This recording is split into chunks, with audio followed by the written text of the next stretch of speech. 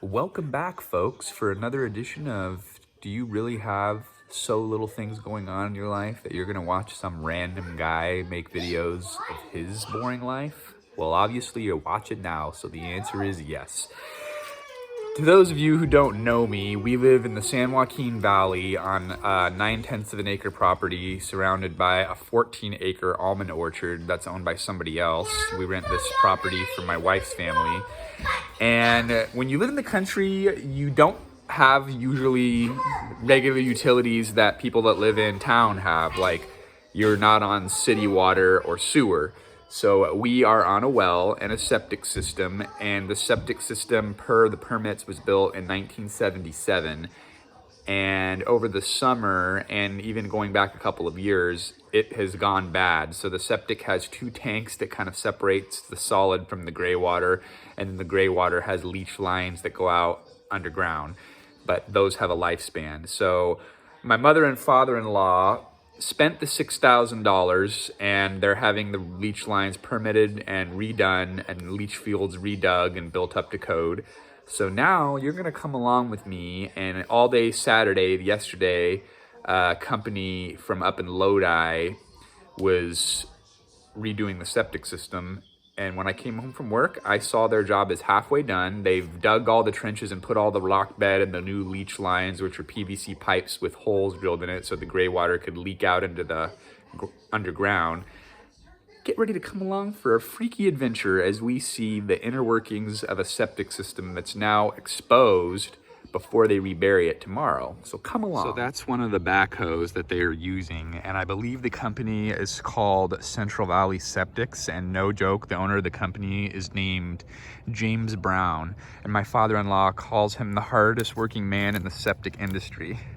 So that's the gravel for the main leach field. So the water drains through that, and they use that excavator to kind of trench out and dig the main leach field, which we're gonna pan over to in just a second. This is the soft tread little bobcat that's been being used for the more finer scraping and digging of the trenches. So this is in our side yard over here. It's just a grassy area that used to be used as a garden many years ago.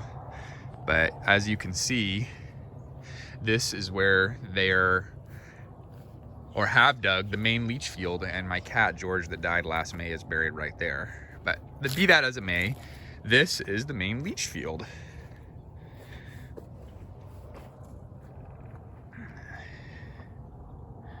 So you see they put the gravel down in there, and then we're actually going to venture down into this pit,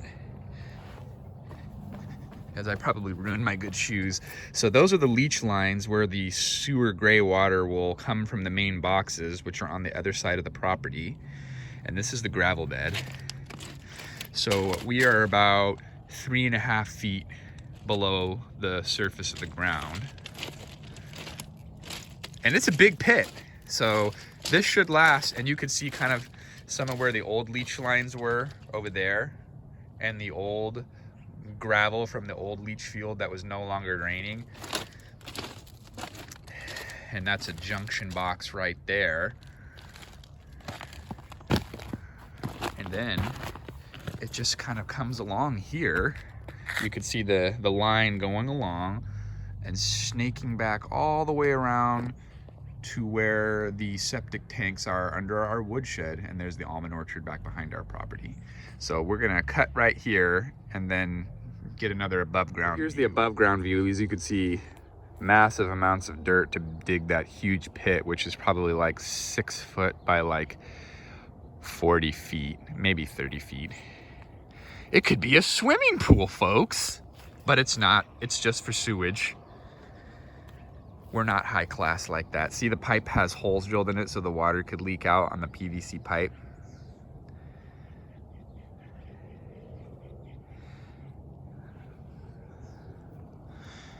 I know this is probably not that exciting, but it certainly is to us who've been dealing with sewage backups since we've lived here for 3 years. So that pipe goes quite a bit of a ways, all the way down and back to the main distribution box, or effluent box and solids box, which are underneath that woodshed over there. So I know this is kind of disgusting, but that's where the raw hard sewage goes, right there into that tank where there's a concrete lid to cap it off. And then the solids stay in there, and it's supposed to last and fill for years. And then the liquids overflow into the other box, which I believe they call the effluent box. You can see it's concrete. There's the corner of it there. These huge underground concrete tanks. The lid to that one is, I don't know why they decided to build a woodshed on top of the boxes, which makes it harder to access when they need to pump it out every so often. And then the line, you know, it just comes in there, and as you can see, it makes its connection point right there. And then that line, like we talked about, going the opposite direction, goes all the way across our backyard and over into that side yard where those settling tanks are, or leach fields are.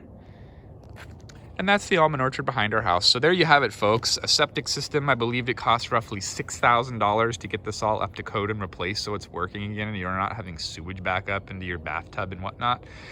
Well worth the money. So it's gonna be good for the next 40 years or so. That's it. Septic systems of the Central Valley, and anybody who lives in a rural area that's way outside of town where you're not connected to the city utilities, sewer, and water, this is what you'll have. A big pit full of gravel for all the wastewater to seep down and into the ground.